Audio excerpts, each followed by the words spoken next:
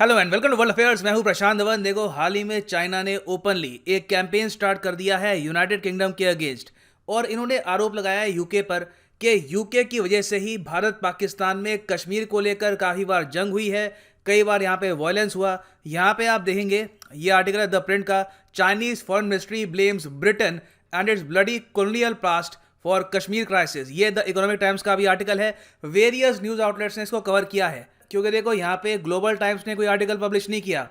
China के विदेश मंत्रालय के जो मेन स्पोक्समैन हैं, उन्होंने यहाँ पर ओपनली ट्वीट्स करी है और ये कहा है कि यूके को शर्म आनी चाहिए। इनकी वजह से कश्मीर में और इवन इंडिया पाकिस्तान के बीच में जो कई वॉर्स हुई हैं, उनमें कई इनोसेंट लोग मारे गए। यहाँ पे आप देख पाओगे, ये ट्वीट है चाइना के स्पोक्समैन की, चाइना के विदेश मंत्रालय के स्पोक्समैन की। ये यहाँ पर कह रहे हैं कि if British India was the jewel in the crown of the British empire, मतलब कि ब्रिटिश एम्पायर का जो ताज था उसमें अगर सबसे बड़ा ज्यूल था इंडिया, तो जब ये ताज गिरा उसके बाद सबसे ज़्यादा यहाँ पे सफ़र किया है कश्मीर ने। ये यहाँ पर ये भी ऐड करते हैं कि ब्रिटिश एम्पायर ने हिंदूस और मुस्लिम्स के बीच में नफरत पैदा कर दी, और एक्चुअली ये यहाँ पे एक रिपोर्ट को प्रमोट कर रहे हैं। हाल ही में चाइनीज़ गवर्नमेंट का एक न्यूज़ आउटलेट है शिंजुआ नेट, इसने एक आर्टिकल पब्लिश किया था सेम इसी टॉपिक पर। अब इसको प्रमोट किया जा रहा है ऑनलाइन चाइना के वेरियस डिप्लोमेट्स, इनके जो स्पोक्समैन है उनके द्वारा। और टारगेट देखो यहाँ पर ये नहीं है कि ये चाहते हैं कि भारत पाकिस्तान में पीस हो जाए, कश्मीर का इशू सुलझ जाए, नहीं, इनका टारगेट है यूनाइटेड किंगडम। रीजन क्या है? आज के समय उइगर मुस्लिम्स इशू पर अगर कोई वर्ल्ड लीडर खुल के बात कर रहा है तो वो है बोरिस जॉनसन। आपको पता होगा आज के समय यूके में एक इंटरनेशनल ट्राइब्यूनल चल रहा है, केस चल रहा है उइगुर जेनोसाइड के इशू को लेकर। चाइना ऑफ कोर्स यूके से काफ़ी हद तक गुस्सा है कि ये यहाँ पर आरोप लगा रहे हैं चाइनीज़ गवर्नमेंट पे कि इन्होंने जेनोसाइड किया मुसलमानों का। तो यहाँ पे ऑलमोस्ट ब्लेम शिफ्ट करते हुए ब्रिटेन की जो भी पुरानी हरकतें हैं, जो भी इनके पुराने आप कह सकते हैं पाप है, ये इनको याद दिलाए जा रहे हैं। तो यहाँ पे ये भी लिखा है कि as long as the bloodshed in Kashmir continues, Britain can never clean itself from its bloody colonial past. तो ये देखो एक टाइप का चाइनीज नया नैरेटिव है कि ब्रिटेन को टारगेट करो, यह कहकर कि ओवर द इयर्स कितनी कंट्रीज में आपने डिस्प्यूट पैदा किए और कितने इनोसेंट लोग मारे गए आपकी पॉलिसीज की वजह से। और बाद में मैं आपको बता दूं कि आने वाले कई महीनों में ब्रिटेन के जो भी पुराने पाप है, अफ्रीका में विभाजन करवाया, एशिया में जहां कहीं भी ब्रिटेन की वजह से लोग मारे गए हैं, चाइना इस इशू को रेज करेगा, इस पर आर्टिकल पब्लिश करेगा और एक ऑनलाइन कैंपेन शुरू करेगा यूके पे प्रेशर डालने के लिए। अब यहाँ पे आप देखोगे, ये बेसिकली चाइना की गवर्नमेंट का एक न्यूज़ आउटलेट है, इसका आर्टिकल है, और इसी आर्टिकल से बातें यहाँ पर कोट करी है चाइना के विदेश मंत्रालय के स्पोक्समैन ने। मगर पूरा आर्टिकल जब आप पढ़ोगे तो इसमें देखो, पहली बात तो कई मिस्टेक्स नजर आती हैं। उसके अलावा पूरा नैरेटिव इस आर्टिकल का ये है कि पाकिस्तान की यहाँ पर कोई गलती नहीं है। पाकिस्तान ने लगातार कश्मीर के इशू को लेकर आतंकवाद नहीं फैलाया, इन्होंने इंडिया पे वॉर नहीं करी। ये तो सारा जो ब्लेम है ये आता है ब्रिटिश एम्पायर पे। ये जो पूरा टेक्स्ट है यहाँ पर, ये है इस आर्टिकल से। यहाँ पर ये लोग ये क्लेम करते हैं कि इंडियन पॉलिटिशियन मार्कंडे काटजू, ना पहली बात तो मार्कंडे काटजू सुप्रीम कोर्ट के फॉर्मर जज है, वो पॉलिटिशियन नहीं है। तो पता नहीं यहाँ पे इन्होंने पॉलिटिशियन क्यों बात लिख दी। आगे कहते हैं कि मार्कंडे काटजू साहब ने किताब लिखी है द नेशन के नाम से। उस किताब में ये कहते हैं कि 1857 से पहले हिंदू मुस्लिम्स के बीच में कोई भी कम्युनल प्रॉब्लम थी नहीं, लोग रिलीजन के नाम पे नहीं लड़ते थे, लोग पीसफुली को एग्जिस्टेंस में रहते थे। अब देखो, इशू यहाँ पर ये है कि द नेशन नाम की कोई किताब मिली नहीं मुझे मार्कंडे काटजू की। मैंने खूब सर्च किया, अब पता नहीं अलग से कोई किसी और की किताब हो, वहाँ पे उन्होंने छोटा सा एक नोट लिख दिया हो। मगर यहाँ पे ये लोग कह रहे हैं कि इन हिज बुक, तो मार्कंडे काटजू साहब की द नेशन के नाम से तो कोई पब्लिक डोमेन में तो है नहीं यहाँ पर। तो ये लोग यहाँ पर खुद यहाँ पे चीज़ें बना के लिख रहे हैं, या फिर इनके पास कोई अलग सोर्सेज हैं, खास इनके पास कोई किताब पढ़ी है, उसके बारे में कह नहीं सकता मैं। तो इन्होंने बेसिकली इस तरीके से बहुत से इन्होंने एग्जाम्पल दिए हैं जो कच्चे पक्के से है, कई जगह प्रॉपर सोर्स यूज़ किया नहीं है।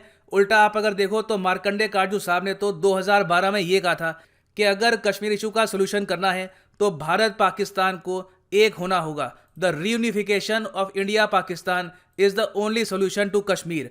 अब ये बात इन्होंने यहाँ पे अपने आर्टिकल में नहीं डाली, क्यों?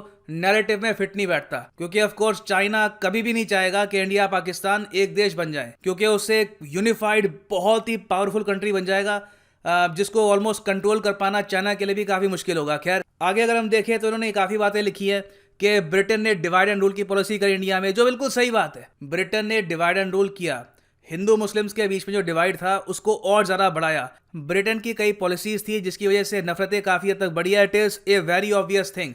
और जो माउंटबेटन प्लान था वो भी, उसके बारे में भी काफ़ी किताबें लिखी हैं। ये सब अपनी जगह है, मगर इन्होंने एक बार भी ये मेंशन नहीं करी बात कि इंडिया के डिस्प्यूट और कंट्रीज़ के साथ भी थे, मगर हमने बैठ के उनको सॉल्व करवाया। पाकिस्तान ही अकेला देश है जिसने आतंकवाद का सहारा लेकर भारत को कमज़ोर करने की कोशिश करी, कई बार भारत पे वॉर डिक्लेयर करी।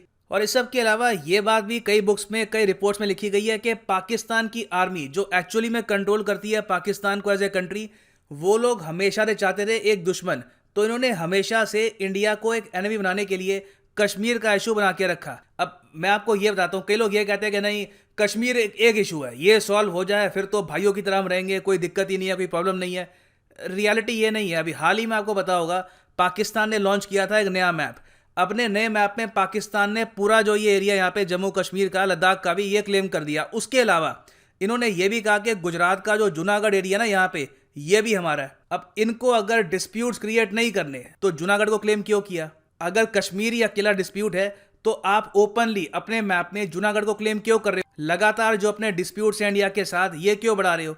तो ये सब बातें भी चाइना ने मेंशन नहीं करी कि देखो, बिल्कुल पार्टीशन से पहले यूके का बहुत बड़ा यहाँ पे रोल था, इस बात को कोई डिनाई नहीं कर सकता। मगर यहाँ पे ये कह देना कि उसके बाद से लेकर अब तक कश्मीर को लेकर जो भी वायलेंस हुआ है, जो भी वॉर हुई है, उस सब का जिम्मेदारी यूके है और पाकिस्तान का यहाँ पे कोई रोल नहीं है, तो ये बहुत ज़्यादा एक इनकरेक्ट स्टेटमेंट होगी। और फिर उसके बाद देखो, चाइना ने यहाँ पर यह भी कहा अपने आर्टिकल में कि ब्रिटेन के जो पूर्व प्रधानमंत्री थे डेविड कैमरून, इन्होंने भी ओपनली ये कहा 2011 में पाकिस्तान में कि दुनिया में बहुत सारी जो प्रॉब्लम्स हैं ये हमारी वजह से ही शुरू हुई है और हम इन द फ्यूचर चाहेंगे कि ये प्रॉब्लम्स रिजॉल्व हो जाएं। तो बेसिकली चाइना ने यहाँ पर फ्रेम किया यूके को, और रीज़न यहाँ पे आप देख पाएंगे, बीबीसी का आर्टिकल है। यूके में आज के समय हियरिंग शुरू हो चुकी है to assess the allegations of genocide in China.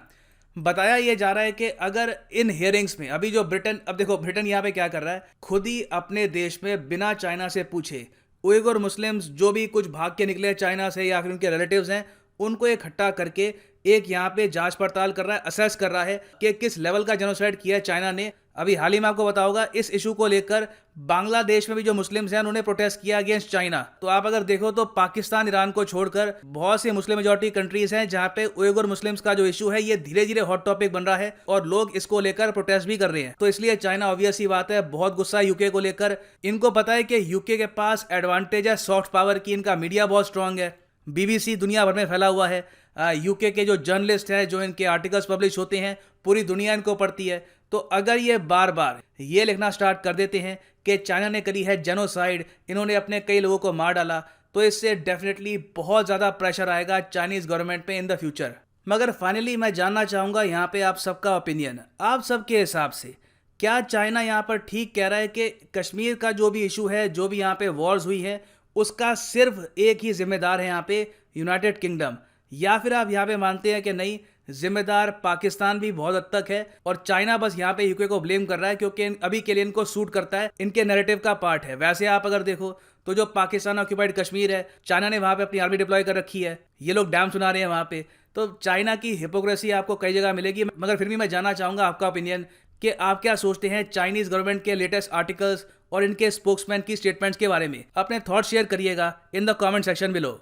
And finally मैं ये भी ऐड कर दूं कि आप किसी भी एग्जाम की तैयारी कर रहे हैं, चाहे UPSC, GATE, CDS, any examination, आप यूज कर सकते हैं code PG10 to get discount on Unacademy's courses. Simply जाओ unacademy.com पे रजिस्टर करो, जो भी यहाँ पे आपका एग्जाम है, for example UPSC, bank, IIT, यहाँ पे क्लिक करो अपने एग्जाम पे और सीधा यहाँ पे आप परचेज कर सकते हैं 12 मंथ, 24 मंथ का कोर्स, जो भी आपको सूट करता है। जो यूपीएससी का कोर्स है ये पर मंथ आपको पड़ेगा 4125 का, मगर ये प्राइस कभी भी पे मत कर देना। यूज करिए यहाँ पर promo code PG10 and you will get flat 10% discount. The prices will fall once you use the code PG10, so use the code PG10 and save money. इसी नोट के साथ ये है वीडियो का अंत। Thank you for listening and as always God bless you all.